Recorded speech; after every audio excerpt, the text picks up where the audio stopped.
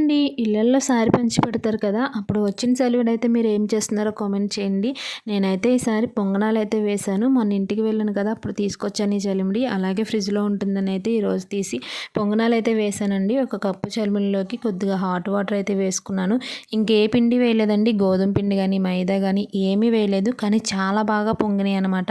నేను ఆఖరికి వంట సోడా కూడా వేయలేదు. చాలా బాగున్నాయి. మీరు కూడా ట్రై చేయండి. నాకైతే చాలా బాగా నచ్చినాయి అనమాట. ప్రాసెస్‌లోకి వెళ్తే ఒక గ్లాసు హాట్ వాటర్ అయితే వేసుకొని బాగా పిండినంతా కలుపుకోవాలండి. చూసుకుంటూ వాటర్ వేసుకొని మన దోస బ్యాటర్ ఉంటుంది కదా! దోస బ్యాటర్ లాగా అయితే వస్తే సరిపోతుంది. ఆ దోస బ్యాటర్ లాగా అయితే కలుపుకున్న పిండిని అయితే ఒక 10 నిమిషాలు పక్కన పెట్టుకోవాలి. ఈ లోపల అయితే ఆయిల్ హీట్ అవుతుంది కదా! హీట్ అయిన ఆయిల్ అయితే డోకిలోకి కొంచెం సగం అయితే పిండి తీసుకొని వేసుకోవాలి. ఒక్కొక్కటిగా వేసుకోవాలండి. 2 చొప్పున అయితే అంటుకుపోతూ ఉంటాయన్నమాట. నాకైతే ఒక కప్పు పిండికి 10, 15 దాకా అయితే పొంగనాలు వచ్చాయి. చాలా బాగున్నాయి. టేస్ట్ కూడా చాలా మెత్తగా. మీరు కూడా ట్రై చేసి ఎలా వచ్చినాయో కామెంట్ చేయండి. నా వీడియో నచ్చితే లైక్ చేయండి, షేర్ చేయండి, సబ్స్క్రైబ్ చేయండి. Thanks for watching. Do subscribe. Bye bye.